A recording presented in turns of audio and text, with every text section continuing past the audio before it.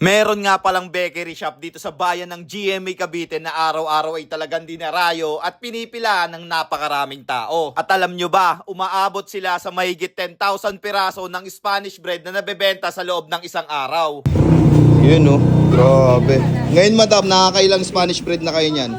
Ngayon, pang 5th batch, na to, 7,000 na. 7,000. Legit yun.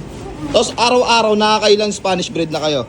10,000, di ba pa yung Sabado-Linggo? Eh? Grabe naman yun oh.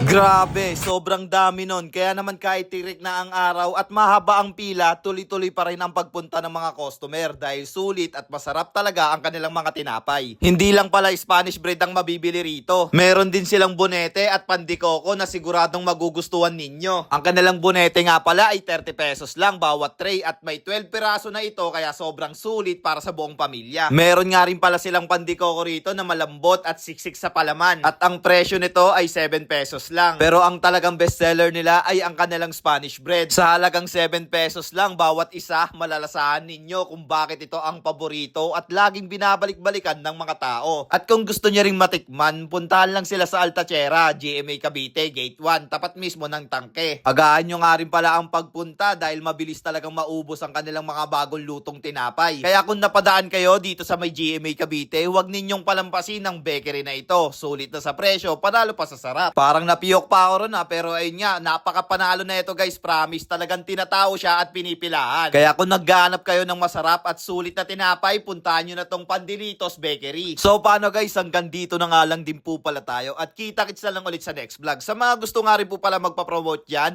ay i-PM nyo lang po ang aking FB page, basta support local lang tayo at huwag sa sugal. So yun lang. So again, this is Ajak TV, take a for sunshine, take a for rain, take a for joy. Ingat, salamat, bye-bye, ble. Sobrang sarap na ito ng Spanish bread nila at pandikoko at bonete. Pandikoko dito.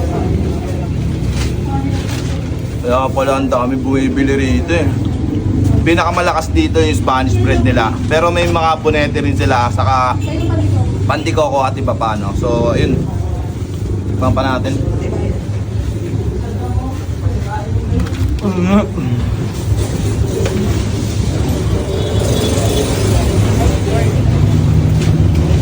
Ang lasa ng Spanish nila. Talagang masarap. Tingnan nyo naman guys, oh. Sobrang dami niya, no?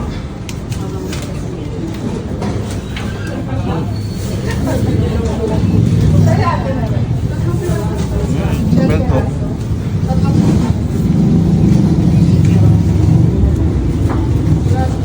Sarap talaga niya, promise. Kaya pala pinipilahan to, saka tinatao talaga mismo. Sobrang panalo na ito.